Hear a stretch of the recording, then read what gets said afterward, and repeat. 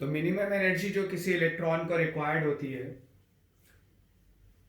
हर electron को अलग अलग एनर्जी रिक्वायर्ड होती है, पर जिन इलेक्ट्रॉन्स को मिनिमम एनर्जी रिक्वायर्ड होती है निकलने के लिए, वो जो मिनिमम अमाउंट ऑफ एनर्जी है उसको हम लोग क्या कहते हैं, work function of the metal. ठीक है, ये हमने पढ़ा था लास्ट लेक्चर में। अब अगर work function of the metal suppose करो फाई है, वर्क फंक्शन ऑफ मेटल वो फाई है, work function of metal is equal to phi. ठीक है, इसका मतलब हुआ कि इलेक्ट्रॉन्स, कुछ इलेक्ट्रॉन्स इस मेटल से बाहर आने के लिए कितनी एनर्जी यूज करेंगे, फाई, और कई सारे इलेक्ट्रॉन को मेटल से बाहर आने के लिए इससे ज्यादा एनर्जी की जरूरत होगी। क्लियर है ये? आ रही बात समझ में? ठीक है, तो बहुत सारे इलेक्ट्रॉन, इससे ज्यादा एनर्जी इनको चाहिए होगी वर्क मेटल से बाहर आने के लिए, और जो सरफेस पे होंगे, जो सबसे आसानी से बाहर आ सकते हैं, उनको इतनी एनर्जी चाहिए होगी मेटल सरफेस से बाहर निकलने के लिए। सपोज करो हमने इस पे जो लाइट इंसिडेंट किया है, उस लाइट की फ्रीक्वेंसी इतनी है कि हर फोटोन की एनर्जी को सपोज करो हम ई मानते हैं और लिखते हैं यहां पे energy of photon, energy of one photon.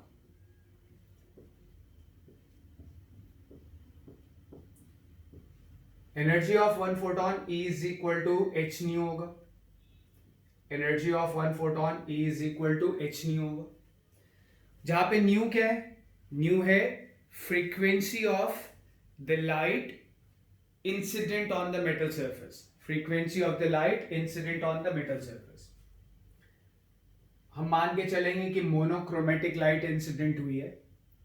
Monochromatic मतलब सिंगल कलर है, सिंगल कलर मतलब जो लाइट इंसिडेंट हो रही है सबका वेवलेंथ सेम है, सबका वेवलेंथ सेम है, यानी जो लाइट इंसिडेंट हो रही है सबकी फ्रीक्वेंसी सेम है, और कितनी है, new. This is frequency of the light incident on the metal surface, on the metal surface। ठीक है, अब सपोज करो हम एक केस बनाते हैं when E is less than h nu, जब E जो है वो h nu से छोटा है, when E is less than h nu। बात समझ पा रहे हो? जब energy of one photon, sorry E is less than h nu गलत लिख दिया, E is equal to h nu है, when E is less than 5, तो जो इंसिडेंट फोटोन है उनकी एनर्जी लेस देन 5 है, इंसिडेंट फोटोन की एनर्जी लेस देन 5 है। ये बात समझ पा रहे हो? तो क्या होगा, कोई भी इलेक्ट्रॉन बाहर नहीं आएगा, क्योंकि इलेक्ट्रॉन्स को मेटल से बाहर आने के लिए या तो एनर्जी 5 चाहिए, या इससे कुछ इलेक्ट्रॉन्स को 5 चाहिए और बाकी सारे इलेक्ट्रॉन को 5 से ज्यादा चाहिए।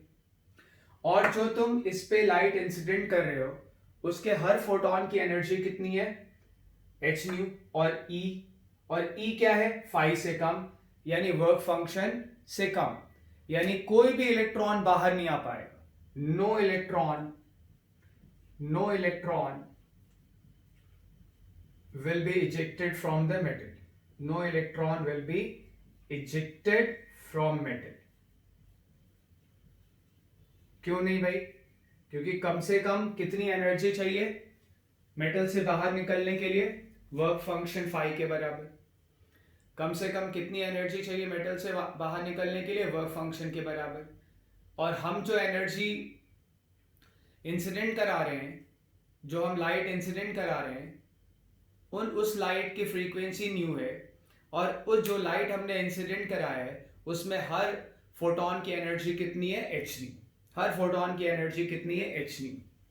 ठीक है, तो एक फोटोन की जो एनर्जी है एच न्यू है और वो वर्क फंक्शन से कम है, यानी जितनी एनर्जी किसी इलेक्ट्रॉन को निकलने के लिए चाहिए, मिनिमम अमाउंट ऑफ एनर्जी, उससे कम है। इसका मतलब इससे कोई भी इलेक्ट्रॉन नहीं निकलेगा। इसका मतलब यह है कि जो एक इलेक्ट्रॉन है वो एक बार में एक फोटोन से इंटरेक्ट कर रहा है। जो इलेक्ट्रॉन है वो एक बार में एक फोटोन से इंटरेक्ट कर रहा है, एक फोटोन से, एक लाइट पार्टिकल से। एक बार में वो एक फोटोन की एनर्जी ले सकता है, तो वैसे मान लो, ठीक है। और जिस फोटोन की एनर्जी उसने लिया है वो एनर्जी इसको मेटल से बाहर निकालने के लिए सफिशिएंट नहीं है, ठीक है। तो ये इधर उधर टकराएगा मेटल के अंदर, और जो एनर्जी एक्स्ट्रा इसने लिया था वो सारी लूज कर देगा। ये फिर मेटल से बाहर नहीं आ पाएगा, ठीक है। तो ये इसमें एक असम्पशन है, और बात सही भी है, कि जो इलेक्ट्रॉन है वो एक बार में एक फोटोन से इंटरेक्ट करेगा, मतलब एक फोटोन ही उससे टकरा पाएगा एक बार में, ऐसा तुम मान लो। और जब इलेक्ट्रॉन एक बार में एक फोटोन से टकराएगा उसकी एनर्जी लेगा, पर ये जो एनर्जी मिली ये इसको मेटल से निकालने के लिए सफिशिएंट नहीं है, क्योंकि मिनिमम कितनी एनर्जी चाहिए मेटल से निकालने के लिए? 5। और जो फोटोन की एनर्जी है h न्यू, वो अगर 5 से कम है, यानी इस इलेक्ट्रॉन को जो एनर्जी मिली वो वर्क फंक्शन से कम है, तो इलेक्ट्रॉन जो है वो बाहर, कोई भी इलेक्ट्रॉन इस मेटल से बाहर नहीं निकलेगा, ठीक है। हाँ, अगर इलेक्ट्रॉन एक बार में 8-10 फोटोन ले लेता होता तब तो निकल ही जाता बाहर, ठीक है। एक फोटोन की एनर्जी सपोज करो भले ही कम है, पर 8-10-15 फोटोन मिला के हो सकता है 5 से ज्यादा हो जाए। भाई E लेस देन 5 है, E कितना है? h न्यू, यानी h न्यू लेस देन 5 है। पर अगर 10-15 फोटोन मिलके एक ही इलेक्ट्रॉन से टकरा जाएं और वो सारी एनर्जी अपनी उसको दे दें, तो एक फोटोन की एनर्जी भले ही 5 से छोटी है, 10-15 मिलके तो 5 से बड़ी हो जाएगी, फिर तो इलेक्ट्रॉन मेटल से बाहर निकल सकता है। तो हम यहाँ पे ये मानेंगे, और ऐसा होता है कि इलेक्ट्रॉन एक बार में एक फोटोन से टकराया, ठीक है, और उससे टकरा के उसने एनर्जी ली। अब वो एनर्जी बाहर निकलने के लिए सफिशिएंट नहीं है, तो अंदर ही इधर उधर वो कोलाइड करेगा, अपनी सारी एनर्जी लूज कर देगा जो उसने एक्स्ट्रा लिया था, और फिर वो मेटल से बाहर नहीं निकल पाएगा। तो ये एक केस हमने पढ़ा कि भाई अगर इंसिडेंट फोटोन की एनर्जी वर्क फंक्शन से कम है तो कोई इलेक्ट्रॉन उससे इजेक्ट नहीं होंगे, ठीक है। अब दूसरा केस देखते हैं, ठीक है। मिनिमम फोटोन की एनर्जी कितनी होनी चाहिए जिससे कि इलेक्ट्रॉन निकल पाए? Minimum energy of photon,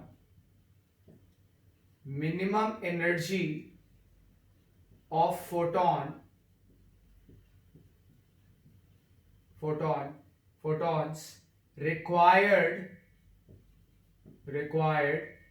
for ejection of electron,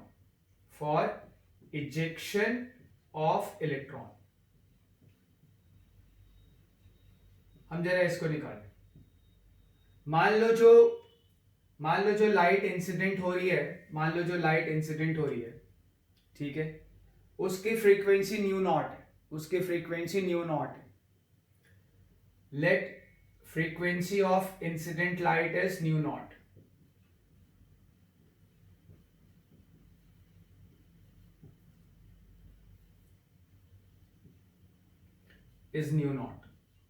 ठीक है। इंसिडेंट लाइट की फ्रीक्वेंसी न्यू नॉट है, ठीक। तो मैं निकाल रहा हूं कि मिनिमम एनर्जी फोटोन की कितनी हो कि उससे इलेक्ट्रॉन्स निकल पाए, मिनिमम एनर्जी फोटॉन्स की कितनी हो कि उससे इलेक्ट्रॉन्स निकल पाए, ठीक है। अब तुम देखो, मिनिमम एनर्जी चाहिए कितनी निकलने के लिए? वर्क फंक्शन के बराबर। तो मिनिमम एनर्जी कितनी हो कि फोटोन जो है वो इलेक्ट्रॉन्स को मेटल से निकाल पाए? तो मिनिमम एनर्जी कम से कम वर्क फंक्शन के तो बराबर होनी ही चाहिए, तभी तो उससे इलेक्ट्रॉन्स निकलेंगे, क्योंकि मिनिमम एनर्जी रिक्वायर्ड कितना है इलेक्ट्रॉन निकालने के लिए? वर्क फंक्शन के बराबर। तो फोटोन की एनर्जी किसके बराबर होनी चाहिए? वर्क फंक्शन के। अगर फोटोन की एनर्जी वर्क फंक्शन के बराबर है, ठीक है, तो इससे इलेक्ट्रॉन्स जस्ट निकल पाएंगे, ठीक है। ये मिनिमम एनर्जी जो हमें रिक्वायर्ड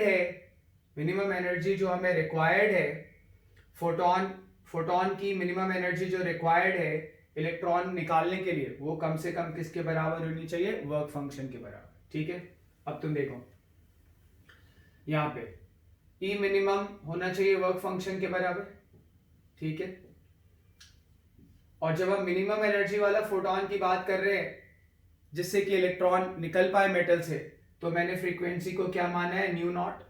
क्या माना है फ्रीक्वेंसी को, न्यू नॉट। तो फोटोन की फ्रीक्वेंसी एच न्यू नॉट हो जाएगी इज इक्वल टू 5, ठीक है। तो न्यू नॉट कितना आ जाएगा, 5/h। न्यू नॉट कितना आ जाएगा, 5/h। जरा देखें ये न्यू नॉट है क्या, what is this new not, इसको देखें। तो तुम देखो यहां पे ढंग से, अगर लाइट की फ्रीक्वेंसी हम न्यू लें, अगर न्यू न्यू नॉट से कम है, अगर न्यू न्यू नॉट से कम है, ठीक है, सपोज कर लेते हैं कि हमने जो लाइट इस पे इंसिडेंट कराया उसकी फ्रीक्वेंसी न्यू न्यू नॉट से कम है, ठीक। दोनों तरफ h मल्टीप्लाई करें तो h new is less then h new not होगा, h new is less then h new not होगा। जो हमने लाइट इंसिडेंट किया उसकी फ्रीक्वेंसी कितनी है, न्यू। फिर से मान लेते हैं, लेट द फ्रीक्वेंसी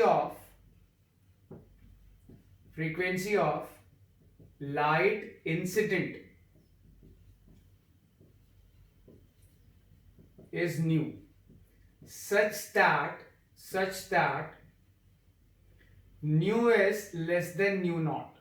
क्लियर है ये, दोनों तरफ h मल्टीप्लाई करें तो h new not, h new is less then h new not. h new क्या है, एनर्जी ऑफ फोटोन जो तुमने इंसिडेंट कराया, जो तुमने फोटोन इंसिडेंट कराया उसकी फ्रीक्वेंसी तुमने न्यू मान लिया, तो h न्यू क्या आया, एनर्जी ऑफ फोटोन जो तुमने इंसिडेंट कराया, less than h new not. h new not क्या है, 5 के बराबर।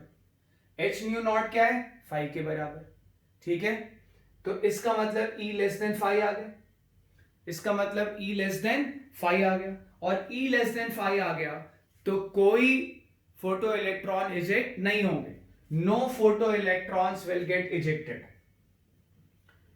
No photo electrons will get ejected। कोई भी फोटो इलेक्ट्रॉन्स इजेक्ट नहीं होगा, कब, अगर nu less than nu naught के। न्यू नॉट कैसे डिफाइंड होता है, nu naught is equal to 5/h। अगर इंसिडेंट लाइट की फ्रीक्वेंसी न्यू लेस देन है न्यू नॉट के, तो कोई भी फोटो इलेक्ट्रॉन्स जो है वो मेटल से बाहर कोई भी इलेक्ट्रॉन नहीं निकल पाएंगे, ठीक है। अब देखें, अब सेकेंड केस लेते हैं। सेकेंड केस लेते हैं कि frequency of light incident new, let the frequency of light incident on the metal surface is new such that new is greater than new not, new new not से बड़ा है। Clear है ये, new new not से बड़ा है, तो क्या होगा, दोनों तरफ h मल्टीप्लाई करें, h मल्टीप्लाई करेंगे तो इधर h न्यू आ जाएगा और इधर h न्यू नॉट आ जाएगा। न्यू नॉट 5/h है, h न्यू नॉट 5 है, तो h न्यू क्या है, एनर्जी ऑफ द फोटोन जो हमने इंसिडेंट कराया है, और h न्यू नॉट क्या है, वर्क फंक्शन। अब E ग्रेटर देन 5 आ गया, यानी जो तुम लाइट इंसिडेंट करा रहे हो मेटल सरफेस पे जो तुम लाइट इंसिडेंट करा रहे हो, उन लाइट्स के फोटोन की जो एनर्जी है वो वर्क फंक्शन से ज्यादा हो गई। अगर उन लाइट के फोटॉन्स की एनर्जी वर्क फंक्शन से ज्यादा हो गई तो भाई एनर्जी अब इलेक्ट्रॉन को मिलेगी, फोटॉन टकराएंगे, इलेक्ट्रॉन को एनर्जी देंगे, और फोटॉन टकराएंगे, इलेक्ट्रॉन को एनर्जी देंगे, और उनको एनर्जी अगर वर्क फंक्शन से ज्यादा मिल गई तो बहुत सारे इलेक्ट्रॉन निकल सकते हैं, ठीक है। आई बात समझ में, तो यहां पे अब फोटो इलेक्ट्रॉन्स का इजेक्शन शुरू हो जाएगा। Photo electrons will be ejected, photoelectrons will be ejected from the metal,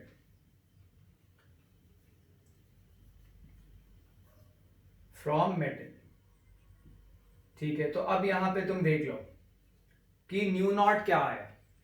ठीक है, इसको समझ लो। अगर जो तुम लाइट इंसिडेंट करा रहे हो उसकी फ्रीक्वेंसी को हम न्यू बोलो, उसकी फ्रीक्वेंसी को हम न्यू बोले, तो तुम देखो कि इफ न्यू, न्यू क्या है, इंसिडेंट लाइट की frequency, if nu is less than nu naught, no electrons will be ejected, no electrons will be ejected. ठीक है। Second, if nu is equal to nu naught, तो इस पे ejection just शुरू होगा।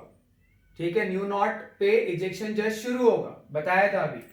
न्यू नॉट मिनिमम एनर्जी है जिस पे फोटो इलेक्ट्रॉन्स निकलने जब शुरू होते हैं। एच न्यू नॉट वो मिनिमम एनर्जी है जिस पे एच न्यू नॉट फोटोन की वो एनर्जी है जो कि फाई के बराबर है, और इस पे फोटो इलेक्ट्रॉन्स जस्ट निकलने शुरू होंगे।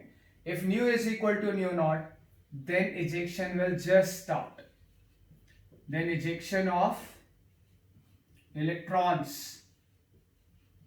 will just start।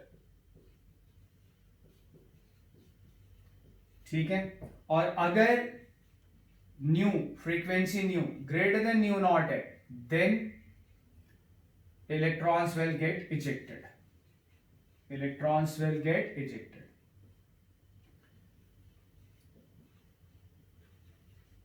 आ रही बात समझ में? तो तुम यहां पे देखो कि अगर फ्रीक्वेंसी, मिनिमम फ्रीक्वेंसी अगर पूछा जाए, मिनिमम फ्रीक्वेंसी पूछा जाए जिस पे इजेक्शन होगा, तो उसको तुम क्या बोलोगे? तुम बोलोगे कि भाई न्यू नॉट से कम पे नहीं होगा इजेक्शन, फ्रीक्वेंसी कम से कम कितनी होनी चाहिए, न्यू नॉट या फिर न्यू नॉट से ज्यादा। तो minimum frequency, minimum frequency bracket में लिखता हूं new not, eight which ejection starts, ejection of electrons, at which ejection of electrons start is known as, the frequency is known as threshold frequency, threshold frequency। हम लोग इसको क्या बोलेंगे? Threshold frequency बोलेंगे। ठीक है, किसको बोलेंगे थ्रेशोल्ड फ्रीक्वेंसी? मिनिमम एनर्जी जिस पे, मिनिमम फ्रीक्वेंसी जिस पे फोटो इलेक्ट्रॉन्स का इजेक्शन शुरू हो पाए, उसको हम लोग क्या बोलेंगे? Threshold frequency. समझ पा रहे हो? आ रही बात समझ में? और अभी अभी हमने देखा था कि जो न्यू नॉट है वो किसके बराबर होता है? वर्क फंक्शन अपॉन एच के। Nu not work function upon H के बराबर होता है, ऐसे कह लो, या कह लो कि भाई एच न्यू नॉट किसके बराबर होता है? वर्क फंक्शन के। ठीक है, तो ये 4 पॉइंट आ गए। हमने डिफाइन किया यहाँ पे थ्रेशोल्ड फ्रीक्वेंसी। तो थ्रेशोल्ड फ्रीक्वेंसी क्या है? Threshold frequency minimum frequency of the light है जिस पे मेटल से इलेक्ट्रॉन्स का इजेक्शन स्टार्ट होगा। ठीक है, अब अगर मैं यहाँ पे सपोज करो कि मैं लाइट की जो फ्रीक्वेंसी इंसिडेंट है वो न्यू जो है वो न्यू नॉट से ज्यादा है, न्यू नॉट से कम होगा तो कोई फोटो इलेक्ट्रॉन्स निकलेंगे नहीं। ठीक है, सपोज करो जो इंसिडेंट लाइट की फ्रीक्वेंसी है वो न्यू नॉट से ज्यादा है, सपोज करो, तो क्या होगा देखें जरा। ठीक है, समझें इस बात को। इस तरह से हम एक मेटल सरफेस बनाते हैं, बहुत सारी लेयर्स होंगी इसमें, और हमें पता है कि अलग अलग इलेक्ट्रॉन्स को अलग अलग एनर्जी चाहिए बाहर निकलने के लिए। सबसे कम एनर्जी जिनको चाहिए, वो जो अमाउंट ऑफ एनर्जी है, ठीक है, उसको हम लोग क्या बोलते हैं? Work function. ठीक है, अब इस पे हमने लाइट इंसिडेंट करा, इस पे हमने लाइट इंसिडेंट करा, इस तरह से मेटल सरफेस पे लाइट इंसिडेंट हुई। ठीक है, और इंसिडेंट लाइट की जो फ्रीक्वेंसी है, इंसिडेंट लाइट की जो फ्रीक्वेंसी है nu, frequency of incident light, frequency of incident light nu, हमने माना let frequency of incident light nu, and nu is greater than threshold frequency. Nu threshold frequency से ज्यादा है, दोनों तरफ h मल्टीप्लाई कर दें, h न्यू नॉट, यानी इंसिडेंट लाइट की जो एनर्जी है, जो फोटोन की एनर्जी, एक फोटोन की एनर्जी, टोटल एनर्जी नहीं, हजारों करोड़ों फोटोन, अरबों खरबों फोटोन गिर रहे होंगे, तो एच न्यू एक फोटोन की एनर्जी है। अगर एक फोटोन की एनर्जी यहाँ पे एच म्यू नॉट से ज्यादा है, दैट इज वर्क फंक्शन से ज्यादा है। अगर frequency of incident light new not यानी थ्रेशोल्ड फ्रीक्वेंसी से ज्यादा है, यानी एनर्जी ऑफ वन फोटोन जो है वो वर्क फंक्शन से ज्यादा है। ठीक है, समझ पा रहे हो बात को? अब क्या होगा देखें जरा, अब क्या होगा। सपोज करो कुछ इसका वर्क फंक्शन है, इसका वर्क फंक्शन है लेट्स से 2.7 इलेक्ट्रॉन वोल्ट इस मेटल का। इलेक्ट्रॉन वोल्ट दरअसल एनर्जी की यूनिट होती है, इलेक्ट्रॉन वोल्ट दरअसल एनर्जी की यूनिट होती है, जो कि अभी मैं तुम्हें बताऊंगा कि क्या होती है और उसको हम जूल्स में कैसे जूल्स से रिलेट करते हैं। ठीक है, पर अभी मान लो इलेक्ट्रॉन वोल्ट्स एनर्जी की यूनिट होती है, जैसे मास की यूनिट केजी होती है, पाउंड भी होती है, वैसे ही इलेक्ट्रॉन वोल्ट जो है वो एनर्जी की यूनिट है। तो इस मेटल का वर्क फंक्शन कितना है? 2.7 इलेक्ट्रॉन वोल्ट्स।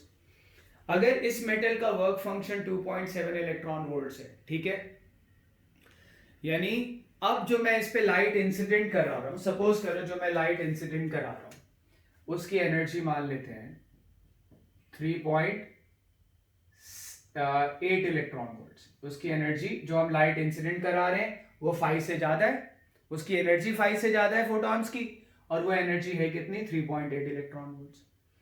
अब इस मेटल में अलग अलग टाइप के इलेक्ट्रॉन है, अलग अलग टाइप इन द सेंस कि अलग अलग इलेक्ट्रॉन्स को अलग अलग एनर्जी चाहिए बाहर निकलने के लिए। कुछ इलेक्ट्रॉन्स तो वर्क फंक्शन के बराबर की एनर्जी लेके बाहर निकल जाते हैं, कुछ इलेक्ट्रॉन्स को वर्क फंक्शन से ज्यादा की एनर्जी चाहिए। सपोज करो इन इलेक्ट्रॉन्स को कितनी एनर्जी चाहिए बाहर निकलने के लिए? वर्क फंक्शन के बराबर। यहां जो इलेक्ट्रॉन है इनको बाहर निकलने के लिए कितनी एनर्जी चाहिए? सपोज करो 3.2 इलेक्ट्रॉन वोल्ट्स। ठीक है, और जो इधर इलेक्ट्रॉन है, ये वाला इलेक्ट्रॉन है, सपोज करो इसको बाहर निकलने के लिए कितनी एनर्जी चाहिए? 3.6। और मान लो यहां पे जो इलेक्ट्रॉन है उसको बाहर निकलने के लिए कितनी एनर्जी चाहिए? मान लेते हैं उसको बाहर निकलने के लिए जो एनर्जी चाहिए, बाहर निकलने के लिए जो एनर्जी चाहिए उसको, वो है 3.8 इलेक्ट्रॉन वोल्ट। और बहुत सारे इलेक्ट्रॉन्स हैं, सपोज करो ये, इसको बाहर निकलने के लिए जो एनर्जी चाहिए मान लो है वो 4.2 इलेक्ट्रॉन वोल्ट्स। ये मैंने अलग अलग कैटेगरी के इलेक्ट्रॉन्स बना लिए। कुछ इलेक्ट्रॉन्स ऐसे होंगे जो बड़ी आसानी से बाहर आएंगे, उनको बाहर निकलने के लिए कितनी एनर्जी चाहिए? 5। बाकी सारे जो इलेक्ट्रॉन होंगे वो जब मेटल से बाहर निकलने के लिए उनको ज्यादा एनर्जी चाहिए, वर्क फंक्शन से ज्यादा एनर्जी चाहिए होगी। क्लियर है ये? तो ये मैंने कई कैटेगरी के इलेक्ट्रॉन बना लिए। सपोज करो इन वाले इलेक्ट्रॉन्स की बात करें, इन वाले की, जिनको बाहर निकलने के लिए कितनी एनर्जी चाहिए? वर्क फंक्शन के बराबर। उनको एनर्जी मिली कितनी? 3.8 इलेक्ट्रॉन वोल्ट्स। ठीक है, वर्क बाहर निकलने में कितनी एनर्जी खर्च हो गई? 2.7। अब इलेक्ट्रॉन ने लिया तो कितना? 3.8, खर्च कितनी हो गई? 2.7। तो इलेक्ट्रॉन के पास अभी बची कितनी है? निकाल लेंगे बची कितनी है, फॉर्मूला लगा देंगे, E इतनी मिली, इतनी बाहर निकलने में खर्च हो गई, इतनी बची। अब ये जो एनर्जी इलेक्ट्रॉन के पास बची है उस एनर्जी की फॉर्म क्या है? भाई एनर्जी अलग अलग तरह की होती है ना, हीट एनर्जी, ठीक है, यानी thermal energy, potential energy, electrical potential energy वगैरह। तो एनर्जी अलग अलग तरह की होती है। तो वो जो इलेक्ट्रॉन के पास एनर्जी बची है वो किस फॉर्म में बची? वो मेटल सरफेस से बाहर निकल गया, वो एनर्जी उसके पास बचती है किस फॉर्म में? काइनेटिक एनर्जी के फॉर्म में। वो एनर्जी उसके पास किस फॉर्म में बचती है? काइनेटिक एनर्जी के फॉर्म में। ठीक है, तो हम इन इलेक्ट्रॉन्स की बात करें, जिसको बाहर निकलने के लिए कितनी एनर्जी चाहिए? वर्क फंक्शन के बराबर। तो कितनी एनर्जी आई उनके पास? E 3.8, बाहर निकलने में इतनी खर्च हो गई, इतनी एनर्जी आई उनके पास। ठीक है, K1 बोल दें।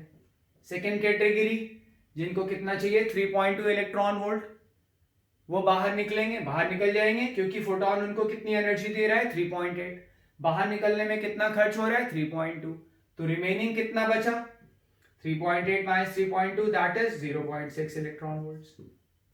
ठीक, अच्छा ये इलेक्ट्रॉन है, इनको बाहर निकलने के लिए कितना चाहिए 3.6, बाहर निकलने के लिए 3.6 चाहिए, और फोटोन दे कितना रहा है उनको एनर्जी, एक फोटोन की एनर्जी है कितनी 3.8, टकरा रहा है उसको अपनी एनर्जी दे रहा है, तो 3.8 मिला, 3.6 खर्च हो गया, बचा कितना 0.8 इलेक्ट्रॉन वोल्ट।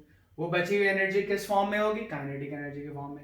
इसकी बात करें तो भाई इसको चाहिए कितना 3.8, फोटोन दे कितना रहा 3.8, उसके पास कुछ एक्स्ट्रा नहीं बचा, वो जीरो काइनेटिक एनर्जी के साथ बाहर निकलेगा। क्लियर है ये? और ये वाला बाहर निकल ही नहीं पाएगा, क्योंकि उसको बाहर निकलने के लिए एनर्जी चाहिए 4.2 इलेक्ट्रॉन वोल्ट्स, और एक फोटोन की एनर्जी है कितनी, एक फोटोन की एनर्जी है 3.8 इलेक्ट्रॉन वोल्ट्स, बाहर निकलने के लिए कितनी चाहिए 4.2, जबकि एक फोटोन उसको दे कितना पा रहा है 3.8, और हम ये मान के चल रहे हैं कि एक बार में वो एक ही फोटोन से इंटरेक्ट करेगा। क्लियर है ये? अब तुम देखो, तो इसका मतलब ये हुआ कि जब हम मेटल पे लाइट इंसिडेंट कराते हैं और उस लाइट की जो एनर्जी है वो वर्क फंक्शन से ज्यादा है, लाइट की एनर्जी जब वर्क फंक्शन से ज्यादा है तो मेटल से इलेक्ट्रॉन्स इजेक्ट होते हैं, with some kinetic energy.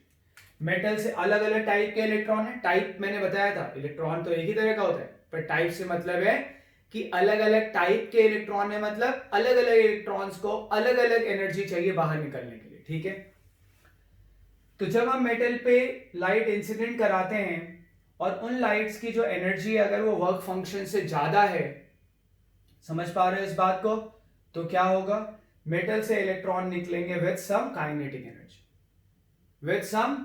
Energy, ये बात समझ आ रही है? पर क्लियरली तुम देख सकते हो कि सबको अलग अलग एनर्जी चाहिए बाहर निकलने के लिए, इसलिए जब वो मेटल से बाहर निकलेंगे तो वो डिफरेंट काइनेटिक एनर्जी के साथ बाहर निकलेंगे। ठीक है, जो अलग अलग इलेक्ट्रॉन्स होंगे उन सबकी एनर्जी सेम नहीं होगी, उनकी एनर्जी डिफरेंट हो सकती है। समझ आ रहा है? फिर से मैं एक बार स्टेटमेंट रिपीट करता हूं कि when the lights having frequency greater than nu not, that is energy of photon greater than work function phi is incident on the metal, then the electrons gets ejected and different electrons may have different kinetic energy. ठीक है, minimum कितनी होगी 0 और maximum कितनी है 1.81। ये maximum kinetic energy है किसकी,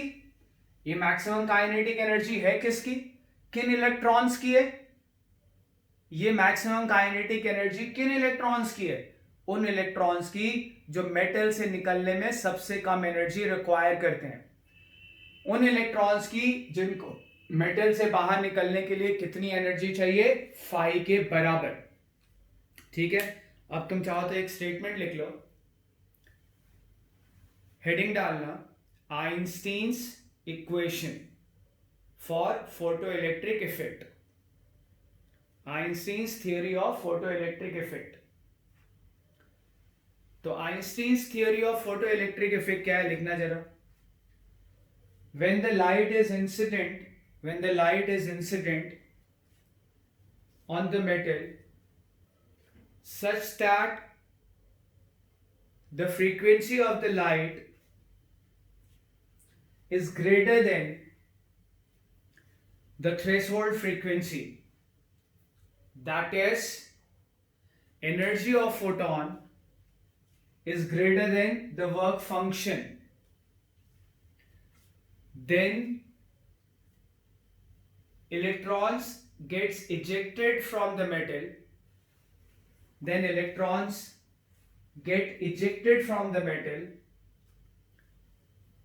but different electrons get ejected from the metal with some kinetic energy, different electrons may have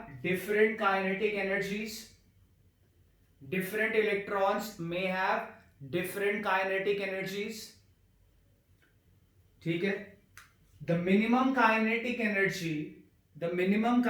energy with which electrons will get ejected is zero. The minimum kinetic energy with which electrons gets ejected is zero. ठीक है, and the maximum kinetic energy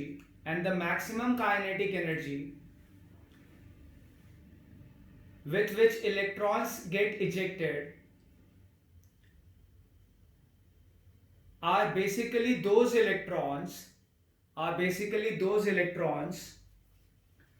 which requires minimum energy to come out from the metal. That is, those electrons will have maximum kinetic energy which requires an amount of energy equal to work function to come out from the metal. ठीक है, तो ये वाली चीज, let frequency of incident light in nu and energy of 1 photon is E. ठीक है, यहां पे फिर से देखता हूं, let energy of 1 photon is E and frequency is nu. Clear है ये कितनी फ्रीक्वेंसी है? न्यू. तो आइंस्टीन का इक्वेशन क्या है कि kinetic energy maximum is equal to भाई फोटोन की एनर्जी, इतनी एनर्जी फोटोन की जो थी वो इलेक्ट्रॉन को मिली, कितना खर्च हो गया? वर्क फंक्शन के बराबर. इतना तो मिनिमम खर्च होना ही है, बाकी लोग तो ज्यादा खर्च कर देते हैं, इसलिए उनके पास काइनेटिक एनर्जी कम बचती है. पर ये कितना खर्च कर रहा है? वर्क फंक्शन के बराबर. इतना तो खर्च करना ही पड़ेगा मिनिमम से मिनिमम मेटल से बाहर निकलने के लिए. ठीक है, और जो मिनिमम खर्च करेगा उसके पास मैक्सिमम एनर्जी बचेगी. क्लियर है ये? तो उसी को हम लोग, भाई बाहर निकलने में सब लोग खर्च कर रहे हैं कुछ, जिसने सबसे कम खर्च किया सबको मिला बराबर. फोटोन की एनर्जी सबको मिली बराबर, पर सबने, जिसने ज्यादा खर्च किया उसके पास कम एनर्जी बची. फोटोन ने सबको बराबर, सारे इलेक्ट्रॉन्स को बराबर एनर्जी दी. क्लियर है ये? समझ पा रहे हो? जिनको भी दी उन सबको बराबर एनर्जी दी. समझ आ रहा है पॉइंट?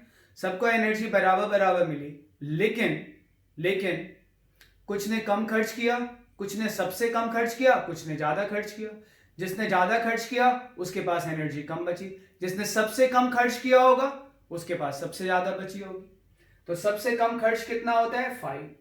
तो जो बचा वो सबसे ज्यादा है, और जो बचा वो किस फॉर्म में? काइनेटिक एनर्जी के फॉर्म में.